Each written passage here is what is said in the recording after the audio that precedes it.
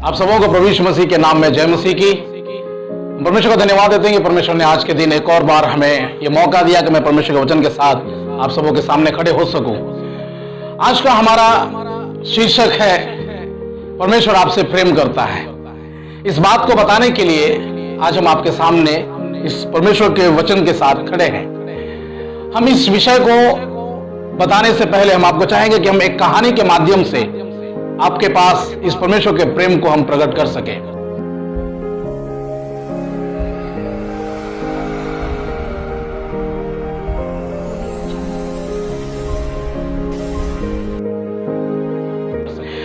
ये कहानी है उस समय जब परमेश्वर ने इस पृथ्वी की सृष्टि की थी। इस सृष्टि में परमेश्वर ने अपने मुख से हर एक शब्द से उसने सारी पृथ्वी की एक एक चीज की रचना की है।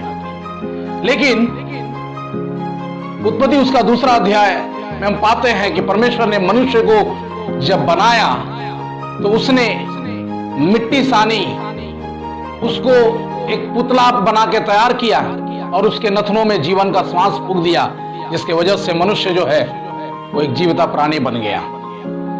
लेकिन इस बात को हम ये बताना चाह रहे हैं कि परमेश्वर ने सब कुछ अपने मुख से बोलकर उसको रचा है, लेकिन मनुष्य को सिर्फ उसने अपने हाथ से बनाया। क्यों? क्योंकि परमेश्वर उस सृष्टि से प्रेम करता था। जब परमेश्वर ने इस पृथ्वी को बनाया था तो ये रस्सी जो हम आपके सामने दिखा रहे हैं, इसके माध्यम से हम आपको बताना चाहते हैं कि परमेश्वर कैसे आपसे प्रेम करता है। जैसे ये रस्सी आपको नजर आ रही है, ये रस्सी जो है ये पृथ्वी को दर्शाता है। ये पृथ्वी बिल्कुल सुनसान और बेडौल पड़ा हुआ था और परमेश्वर अपने मुख से सब कुछ बोल करके बनाया। इसके बनाने के बाद जब उसने मनुष्य को बनाया तो परमेश्वर जो है उस मनुष्य को एक बगीचे में रखा, जिसे वो प्रतिदिन आकर मिलता था, बातचीत करता था, अपना समय वहां व्यक्त करता था। उस समय संसार में उस पृथ्वी में कोई भी पाप, कोई बुराई वहां नहीं थी। लेकिन एक बात को हम पा रहे हैं, जब तक उस मनुष्य ने पाप नहीं किया था तब तक उनके अंदर में कोई भी रुकावट परमेश्वर से मिलने के लिए या कोई बाधा परमेश्वर के पास जाने से नहीं था। लेकिन जिस दिन उस व्यक्ति ने पाप किया उस दिन परमेश्वर के साथ का संबंध खत्म हो गया था। जैसे ये एक रस्सी है, ये बिल्कुल सुनसान है।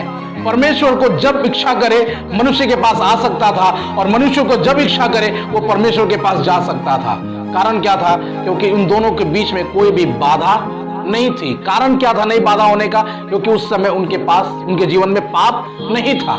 लेकिन जब पाप उनके जीवन में आया, वे परमेश्वर के पास जाने से वंचित होने लगे। कैसे? परमेश्वर ने उस अदन की बगीचा में एक सुंदर सा वृक्ष लगाया था और उस बगीचे में सारे फल फूल खाने का आदेश उसको मिला हुआ था। लेकिन एक वृक्ष का फल जो था परमेश्वर उसे खाने से मना किया था, वो था जीवन और विवेक का जो वृक्ष था। उस फल को खाने से परमेश्वर ने मना किया था। लेकिन ज्यों ही उस व्यक्ति ने उसको खाया, उसके जीवन में पाप प्रवेश कर गया। सर्प ने बड़ी चतुरता से उस हवा के पास आया और उसको बहकाया। उसको बहकाने के बाद उसको खिलाया। उसके जीवन में यह पाप उमड़ आया, जिसकी वजह से वो स्वयं खाई ही उसके बाद अपने पति आदम को भी उसने खाने को दी, जिससे आदम और हवा अब दोनों व्यक्ति उस बगीचे में पाप कर बैठे हैं। हम उम्मीद करते हैं मेरे प्रियो कि यदि आदम उस वक्त में अपनी गलती मान लिया होता तो शायद परमेश्वर उसको क्षमा करता। अब ये व्यक्ति दोनों क्या किए? फल को खा लिए और अपने आप को उस बगीचे में छिपा लिए। जैसे प्रतिदिन की समय थी, परमेश्वर जो है आदम से और हवा से मिलने के लिए जब उस बगीचे में आया, उस बगीचे में परमेश्वर आकर के आदम को आवाज देता है, हे आदम तू कहां है? आदम परमेश्वर की आवाज को सुन करके डर जाता है और परमेश्वर को जवाब देता है, परमेश्वर मैं तेरी आवाज को सुनकर डर गया और मैं छिप गया था क्योंकि मैं नंगा था। तब परमेश्वर ने उस आदम से पूछा कि ये बताओ, तुम्हें किसने जता दी, तुम्हें किसने बता दिया कि तुम नंगे हो? तो परमेश्वर ने उससे पूछा, क्या तुमने उस वृक्ष का फल को खाया जिसे मैंने तुझे खाने से मना किया था? तो आदम जो है अभी अपने आप को बचाने के लिए दोष लगाता है अपनी पत्नी पर। परमेश्वर से कहता है, परमेश्वर जिस स्त्री को तूने मेरे साथ रहने को दिया था उस स्त्री ने मुझे खिलाया, इसलिए मैंने खाया। परमेश्वर ने उसको श्राप दिया, उसको डांटा, उस बगीचे से खदेड़ कर बाहर कर दिया। उसके बाद हम क्या पाते हैं? परमेश्वर के वचन में लिखा है, रोमी उसका 3 अध्याय उसका 23वां आयत में, इसलिए सबने पाप किया और परमेश्वर की महिमा से रहित हो गया। मेरे प्रियो, यदि आदम उस दिन पाप नहीं किया होता तो शायद वो परमेश्वर की महिमा से वंचित नहीं होता, उससे रहित नहीं होता, क्योंकि एक आशीष का बगीचा था जिसमें आदम को परमेश्वर ने अपने हाथ से नियुक्त किया था। उस आशीष से परमेश्वर ने उसको रहित कर दिया। कैसे रहित किया? जब मनुष्य के जीवन में वो पाप आया तो परमेश्वर के बीच का जो प्रेम है वो प्रेम उसके जीवन से समाप्त हो गया और उसके जीवन में पाप प्रवेश कर गया। हमने आपको रस्सी दिखाई थी, यह रस्सी एकदम सुनसान थी। वो परमेश्वर मनुष्य से कभी भी मिल सकता था, कभी भी बातचीत कर सकता था, लेकिन जब उनके जीवन में पाप आया तो वो जीवन में उस रस्सी में गांठ पड़ गई। परमेश्वर और मनुष्य के बीच में एक रुकावट खड़ा हो गया जो परमेश्वर और मनुष्य से मिल नहीं पाता या मनुष्य परमेश्वर से मिल नहीं पाता था। हम चाहेंगे कि इस रस्सी को हम काट के हम आपको दिखाएं कि कैसे मनुष्य और परमेश्वर के बीच में एक रुकावट आई। अभी जो रस्सी जो एक सीधा लंबा था, वो परमेश्वर और मनुष्य को दर्शा रहा था, लेकिन अब यह रस्सी जो है 2 भाग में बट गया है, यह 2 टुकड़ा में हो गया है। हम देख रहे हैं एक टुकड़ा ऊपर में है और एक टुकड़ा नीचे है। कारण क्या है? इनके जीवन में अब पाप प्रवेश कर गया है। हम चाहेंगे कि कोई एक जन इसको बांधने में हमको मदद करेंगे।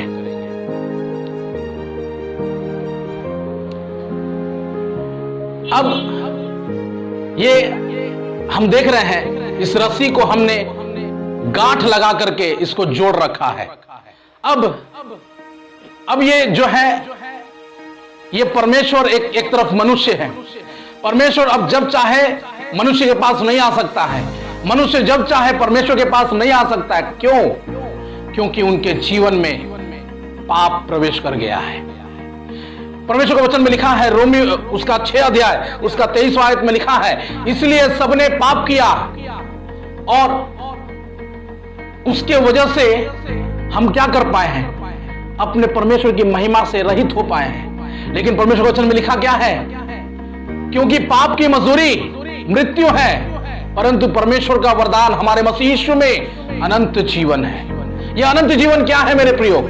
यह अनंत जीवन वो है जो हमको मृत्यु के बाद इस संसार से जब हम चले जाएंगे तो हमको उस अनंत जीवन में प्रवेश करने का एक सौभाग्य मिलेगा। ये क्या है? ये पाप जब तक इस दुनिया में है या हमारे अंदर में है तो हम उस अनंत जीवन को नहीं प्राप्त कर सकते हैं। हम जानते हैं पुराने समय में हमारे बुजुर्ग लोग ये कहा करते थे कि लहू बहाने से पाप से मुक्ति मिलती है। तो क्या करते थे लोग?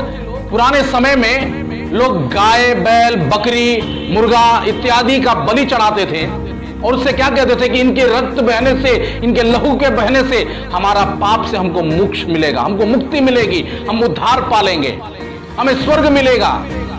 लेकिन मेरे प्रियो, जानवर के लहू से यदि हमें स्वर्ग मिलता तो प्रभु यीशु मसीह को इस पृथ्वी पर मनुष्य का रूप लेकर आने की आवश्यकता नहीं थी और उसे अपने लहू बहाने की जरूरत नहीं थी। हम जानवर का बलि देकर के हम अपने आप को शुद्ध कर सकते थे।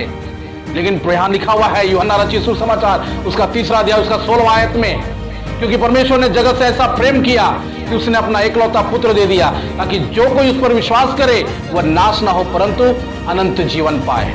6:23 में भी हमने यही सुना है कि जो यीशु मसीह पर विश्वास करेगा वो अनंत जीवन पाएगा। 3:16 में भी हमने यही सुना है कि परमेश्वर पर विश्वास करो, प्रभु यीशु मसीह पर विश्वास करो तो तुम अनंत जीवन पाओगे। ये अनंत जीवन पाने के लिए प्रभु यीशु मसीह को अपने इस पृथ्वी पर आना पड़ा। परमेश्वर को अपने पुत्र को भेजना पड़ा कि हम मनुष्य का पाप का उद्धार हो सके। उस उद्धार के लिए प्रभु यीशु मसीह ने इस पृथ्वी पर हमारे और आपके उद्धार के लिए जन्म लिए। उनको जन्म लेने के लिए कोई जगह नहीं था, गौशाले में जन्म लिया। 33.5 साल की उम्र में वो अपनी सेवकाई को की, अपने परमेश्वर की, अपने पिता की इच्छा को पूरी की और उसके बाद हमारे और आपके अधर्म को दूर करने के लिए, हमें पाप से मुक्ति दिलाने के लिए अपने आप को कुर्बान कर दिया। जब प्रभु यीशु मसीह को लोग पकड़वाने के बाद उनको पकड़ा, लोग मारा, पीटा, उनको कोड़े मारे, उनके सिर पर कांटों का मुकुट पहना दिया, उनके हाथ पर कील ठोके। क्यों? ये एक वजह है। उतना दुख सहने के पीछे प्रभु का वजह है, वो ये है कि वो आपसे और हमसे प्रेम करते हैं। वो प्रेम की वजह से ही, इसी कारण से उसने हमारे और आपके लिए अपने आप को क्रूस पर कुर्बान कर दिया। जैसे हमने सुना कि पशुओं का, पक्षियों का, जानवरों का लहू बहाने से पाप से मुक्ति मिलती है, वैसे ही प्रभु यीशु मसीह ने हमारे और आपके पाप को दूर करने के लिए लहू बहाया। जब परमेश्वर आरंभ में सृष्टि को रचा, उस वक्त परमेश्वर जब इच्छा करे मनुष्य के पास आ सकता था और मनुष्य को जब इच्छा करे वो परमेश्वर के पास आ सकता था। लेकिन जब पाप उसके जीवन में आया मेरे प्रियो, न परमेश्वर अब मनुष्य के पास आ सकता है, अब न मनुष्य परमेश्वर के पास आ सकता है। क्यों? क्योंकि हम अपने आप को अब इस अंधेरे में, उस बुराई में डुबा दिए हैं कि परमेश्वर कौन है हम तो जानते ही नहीं है। लेकिन प्रभु यीशु मसीह ने कलवरी क्रूस पर हमारे लिए और आपके लिए लहू बहाया। वो लहू जो हमारे और आपके पाप को ढाक दिया। ये प्रभु यीशु मसीह का लहू है जिससे हम उद्धार पा सकते हैं, जिससे हमारे जीवन में जो बुराइयां थी वो दूर हो सकता है। प्रभु यीशु मसीह ने कलवरी क्रूस पर लहू बहाया और हमारे पाप को हमसे दूर किया और हमारे जीवन से वो पाप हमेशा के लिए दूर चला गया है। अब देखिए प्रियो, जब प्रभु यीशु मसीह का लहू हमारे ऊपर पड़ा, हमारे जीवन से वो पाप हमेशा के लिए मिट गया है। क्यों उसने इस पाप को हमारे जीवन से मिटाना चाहा? क्योंकि वो आपसे और हमसे प्रेम करता है। वो आपसे और हमसे प्रेम करता है, इसी कारण है अब एक और बार ये रस्सी फिर से सुनसान और खाली हो गया। अब परमेश्वर जब चाहे मनुष्य के पास आ सकता है। अब परमेश्वर जब चाहे मनुष्य से बातें कर सकता है। मनुष्य को जब चाहे वो परमेश्वर से मिल सकता है। क्यों? क्योंकि उसके जीवन में अब वो पाप, अब वो बुराई वो नहीं रहा।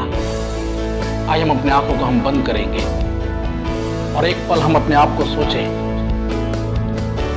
कि हमारे जीवन में क्या वो पाप बुराई है जो हमें परमेश्वर से दूर कर रखा है।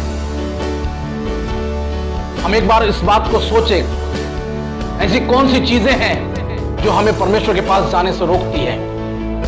शायद हो सकता है हमारे जीवन में बहुत ही मुख्य स्थान देने वाला हमारा मोबाइल होगा, जिसे हम अधिक प्रेम करते हैं, हम उसके पीछे अधिक समय व्यक्त करते हैं, हम परमेश्वर के पास नहीं जा पाते हैं। हम अपनी आंखों को बंद करेंगे, हम प्रार्थना करेंगे, प्रभु से कहें प्रभु वो समय हमें दे, वो बुद्धि दे प्रभु कि हम अपने जीवन से उस पाप बुराई को दूर करने पाए और तेरे सन्मुख में तुझसे प्रेम करने वाले जब जब हमारी इच्छा करे प्रभु हम तेरे पास आने पाए।